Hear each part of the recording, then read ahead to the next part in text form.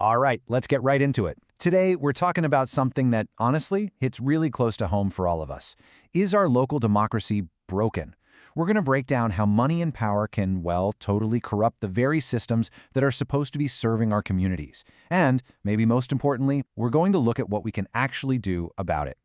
So, let's not beat around the bush. This is the big question, right? District council elections.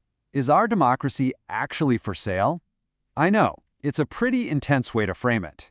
But if we really want to understand what's going on at the very grassroots of our political system, it's a question we absolutely have to ask. Okay, so to get to the bottom of that, we've got to start at the beginning. Where does this whole problem even come from? Well, we're diving into some pretty serious allegations of corruption, specifically in the autonomous district council elections. You might know them as ADCs. Now, these councils were set up with a great idea in mind to give local communities the power of self-governance. But what happens when that very system gets compromised? And this quote, wow, it just gets right to the heart of it, doesn't it? It's this simple but honestly devastating idea. Think about that. When voters are bought, the entire relationship, the trust between you and the person you elect, just gets thrown out the window. Their loyalty isn't to you anymore, it's to the people with the deepest pockets. It completely flips the whole purpose of democracy on its head. But okay, what does this actually look like on the ground? When the rubber meets the road. Let's talk about the price of a vote and pull back the curtain on the specific tactics people use to manipulate these elections and just completely undermine a fair result. And honestly, the methods are, well, they're depressingly common. It's a whole playbook. You've got the most obvious one, direct vote buying. We're talking literal cash for votes. Then there's, handing out things like liquor to influence people. If that doesn't do the trick, some will turn to straight-up intimidation and violence to scare off the opposition. And maybe the sneakiest of all, the ruling party using government machinery, our tax money, to give their own candidates a totally unfair advantage. Which brings up a really important question, right? Why? Why on earth would anyone pour so much money and so much effort into winning one of these local council seats? Well, as you can probably guess, it's because these positions can be incredibly lucrative. It all comes down to the financial incentives. And here's the big reveal. It is all about control.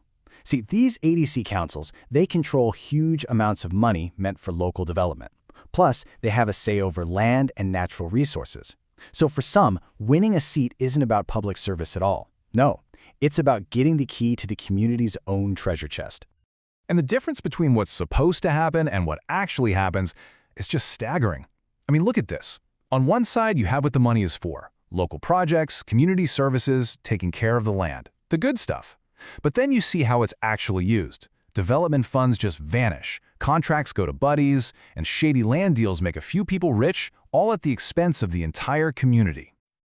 Okay, so if all this is happening, you're probably thinking, where are the watchdogs? Isn't someone supposed to be stopping this? And that brings us to the next piece of the puzzle, a broken system. We need to figure out why these corrupt practices just keep happening, and why the institutions that are supposed to stop them, well, why their bark is worse than their bite. That watchdog?